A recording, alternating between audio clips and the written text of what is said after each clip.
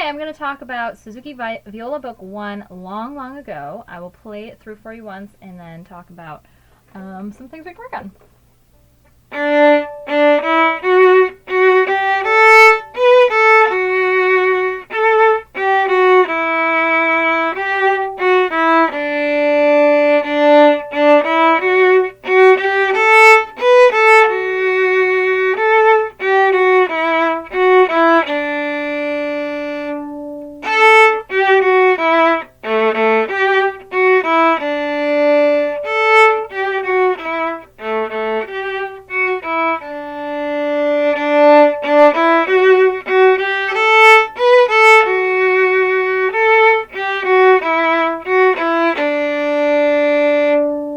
Okay, so I'm hoping that the notes and the rhythms in this piece aren't too complicated for you and you'll be able to start learning those notes on your own.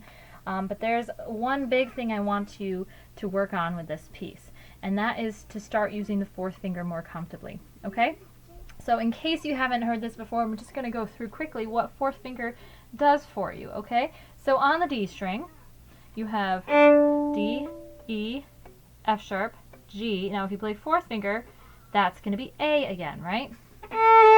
And just as you might suspect, it sounds exactly like your open A. Okay, two different ways to play the same note, which is helpful because there are times we want to use fourth finger because we don't want to change strings or something like that, okay? Now it is difficult at first, but once you master it, it is totally worth all the hard work that you put into it. Okay, so this song is a good time to work on it a little bit. If you're having trouble reaching your fourth finger, there are some things you can do to troubleshoot, okay? So let me go through a couple of those. If your wrist is bent, first of all, shame on you. Second of all, straighten that up, okay? So you have a nice straight wrist. You don't want to go too far, but just straight like that. Look in a mirror if you need to, okay? Because if your wrist is bent like this, it's going to actually make it harder to reach your fourth finger spot, right? Ooh, that's flat, right? Okay, so nice straight wrist. That's the first thing. Second thing is you want to look at the placement of your thumb. Some people like to have their thumb way up here. That's no good. See how hard it is again? I can't reach that fourth finger. Still flat, right? Okay, so you want your thumb just peeking over, if at all. Okay? And that will help you be able to reach. The other thing is you want your thumb right in line with your first finger, pretty much, okay? I see some people put their thumb way back here. That's making it so your hand has to stretch even more, right? You don't want that. Okay, so thumb just peeking over and right across from the first finger. That will help. Okay? Next thing is you just need to strengthen the fourth finger. Okay? It's pretty weak, and just like any muscle in your body, you have to exercise it a little bit. Okay, so you can do some actual exercises. You can try just tapping. Okay, tapping all four fingers at once on the finger is fine. Try it on different strings. Okay, and then you can also go to just tapping just fourth finger. And it should be crisp enough that you can actually hear that note being tapped. Okay, and you want to keep the rest of your fingers nearby, nice and curled. You don't want them flying away. Okay.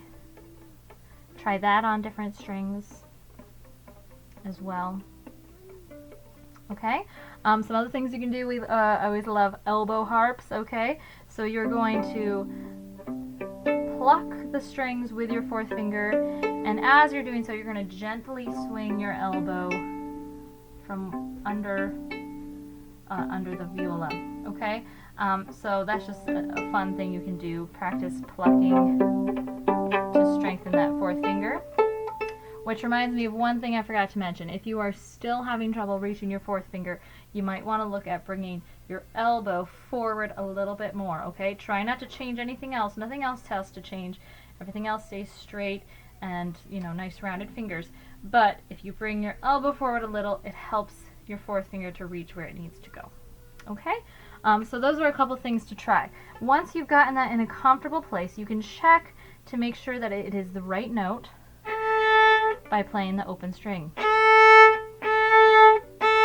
They should sound the same, right? If you really want to challenge yourself, try putting down your fourth finger and see if you can play the open A with your fourth finger still down on the D string.